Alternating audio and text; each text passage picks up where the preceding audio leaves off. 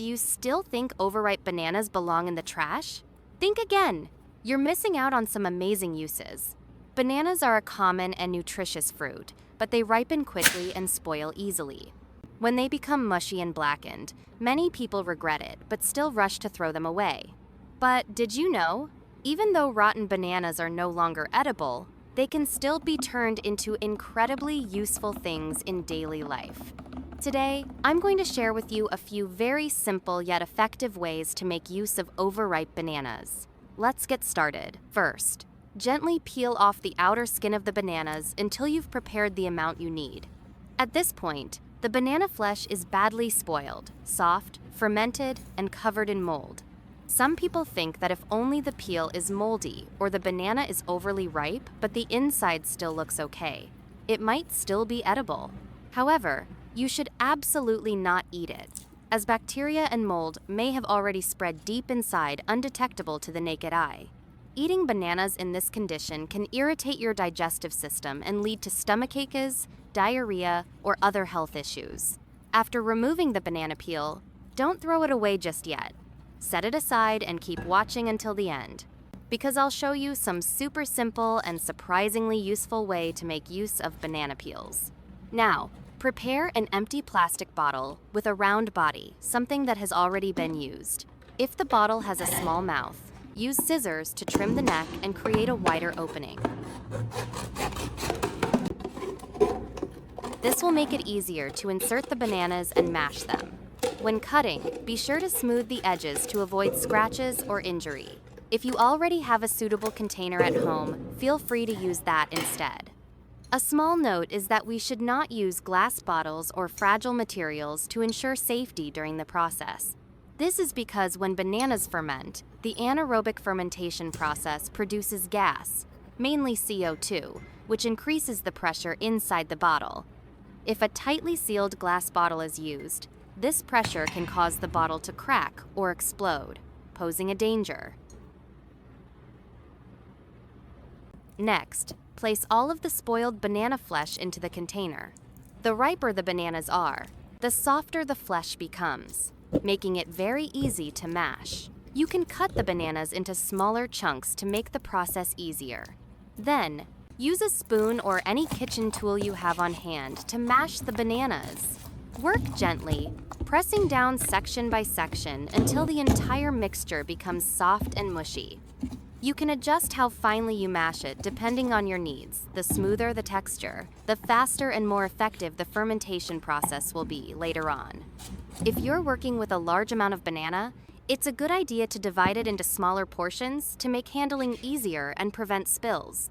Next, pour in just enough water into the bottle, not all the way to the top. Leave about 5-7 centimeters of space at the top. Then stir well to help the mashed bananas and water mix thoroughly. After it's all completed, you prepare plastic wrap to cover the bottle tightly. Gently stretch the plastic wrap and place it over the opening of the bottle so that it fits tightly without any gaps. Press lightly around the rim to make sure the wrap sticks firmly and won't come loose during the fermentation process. Then, place the bottle in a dry, well-ventilated area and let the mixture ferment for about 1 week. During fermentation, every 2-3 days, you should lift the plastic wrap for about 3-4 minutes to release the built-up gas inside the bottle. This helps prevent pressure from building up, which could cause the liquid to overflow, and ensures a safe fermentation process. After releasing the gas, reseal the bottle and continue fermenting until the time is complete. After a few days, you'll notice the liquid inside has separated into 2 layers, a cloudy white layer settled at the bottom, and a layer of banana solids floating on top. By day 7, when you open the plastic wrap, you'll see that the amount of liquid has increased, and the top layer of banana residue has become thinner. At this point, use a spoon or a small ladle to gently scoop out the banana solids.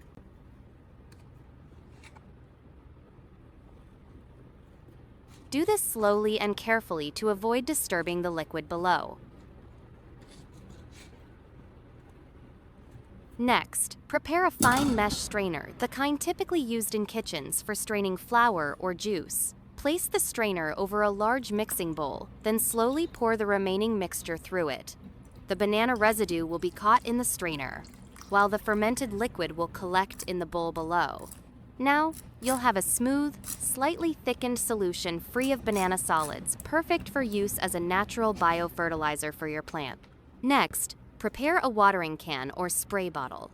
Pour the filtered solution into the container, then dilute it with clean water at a 1-to-1 ratio, as the fermented banana solution is highly concentrated and using it undiluted may cause shock to the plants. Close the lid and shake gently to mix the solution well. Now, you can use this mixture as an organic fertilizer for your indoor plants and flowers. Overripe bananas are rich in protein, fats, vitamins, and essential minerals. When fermented, the banana flesh transforms into an excellent organic fertilizer for houseplants and flowers. It helps plants grow stronger, boosts their resistance, makes leaves greener, and enhances the color vibrancy of blooms. Additionally, this type of fertilizer can help regulate soil pH, making it especially suitable for acid-loving plants. However, you should only apply it 1-2 times per week to avoid overfeeding the plants. This method is simple, cost-effective, and highly efficient. Instead of throwing away overripe bananas, you can repurpose them to create a golden fertilizer for your garden. Give it a try and see the difference. Healthier plants, brighter flowers, and no need for chemical fertilizers. Aside from the flesh, banana peels also have some amazing uses. Banana peels contain polysaccharides, protein, vitamin C, and other natural nutrients. Thanks to these properties, they can be used for cleaning, polishing, and moisturizing leather items, especially leather shoes. The method is very simple. Take the inside of the banana peel and gently rub it over the surface of the shoes. The natural moisture and plant oils in the peel help remove dirt while hydrating the leather, making the shoes soft and shiny. After rubbing thoroughly, just use a soft cloth to wipe the surface gently, wiping in circular motions from the toe to the heel, or along the grain of the leather. This removes any remaining banana oil and polishes the surface. When you're done, the leather will be clean, supple, and naturally shiny, almost like new.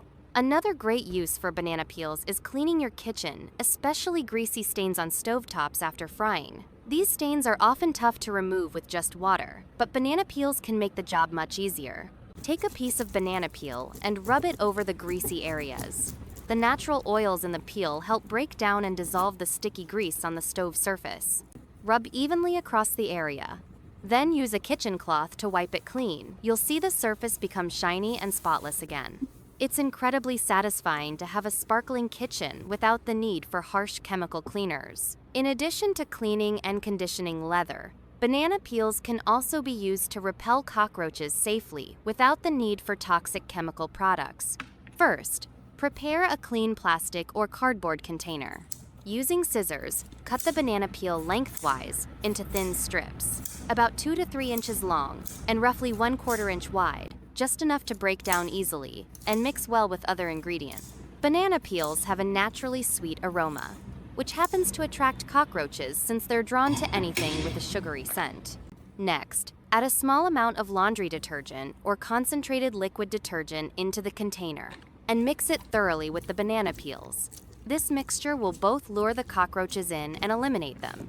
When they consume the banana peels soaked in detergent, the cleaning chemicals inside will gradually poison and kill them.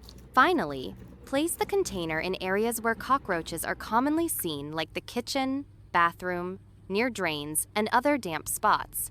These are the usual places where cockroaches look for food. Once they feed on the banana peel and ingest the detergent, they won't survive. With this simple trick, you won't need to buy bug spray or use harmful traps anymore. It's an easy, practical, and environmentally friendly solution. That's it for today's video on the surprising uses of overripe bananas. If you found this tip helpful, feel free to share it with your friends and family. And don't forget to leave a comment below if you have any questions or tips of your own to share. Make sure to subscribe to the channel. Thank you so much for your support. I'll see you in the next video.